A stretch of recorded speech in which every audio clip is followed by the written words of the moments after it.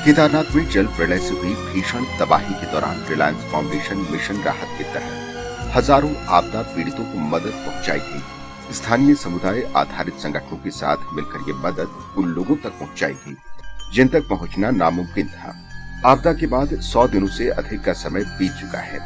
ऐसे में रिलायंस फाउंडेशन द्वारा आपदा प्रभावित लोगों को राहत देने और उनका जनजीवन सामान्य करने के लिए राहत की एक दीर्घकालिक योजना बनाई गई है।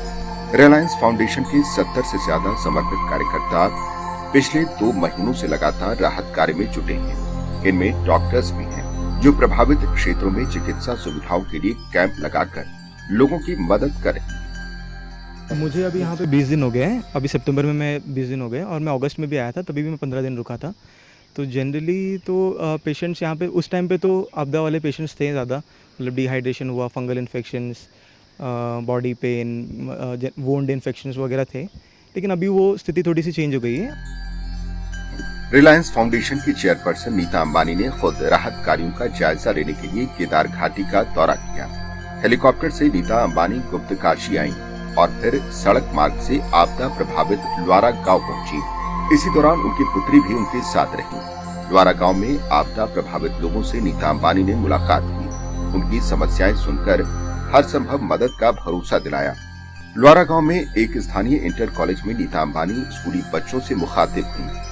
स्थानीय बच्चे भी रिलायंस फाउंडेशन की चेयरपर्सन को अपने बीच पाकर बेहद खुश नजर आए। रिलायंस फाउंडेशन द्वारा शुरू इस मुहिम से उनके चेहरों पर एक उम्मीद दिखी।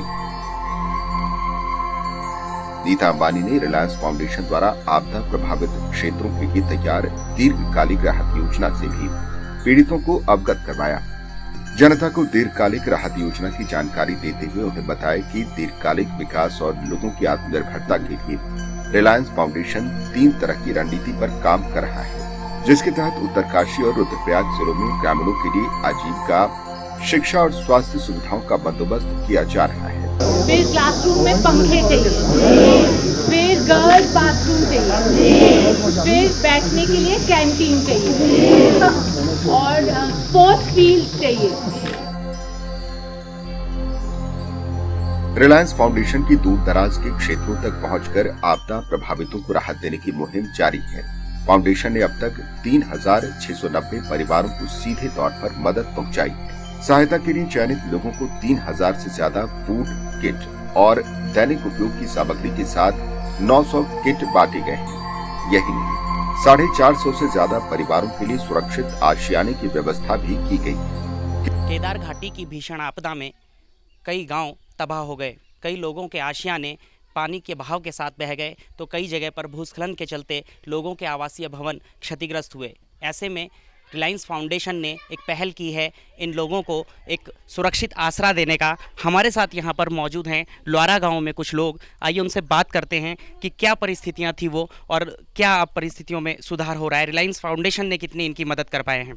आपका नाम? मेरा नाम रघुवीर कंडवाल है। मैं ग्रास ऑर्गेनाइजेशन से हूँ और रिलायंस फाउंडेशन की सहायता से यहाँ पे हम 8 लोगों के घर बनवा रहे हैं जिनके पूर्णतः क्षति हो गए हैं और अब आश्रय का उनके पास नहीं रह गया है, तो उनके लिए भवन बना रहे हैं। और ये इस तकनीकी से हैं कि लगभग जो हम यहाँ पे खर्च कर रहे हैं 70% हम इसका गांव में ही खर्च हो रहा है, गांव के लोगों के लिए मतलब मटेरियल में खर्च हो रहा है। ये जो भवन यहाँ पर आपको मिला है, ये किसके द्वारा मिला?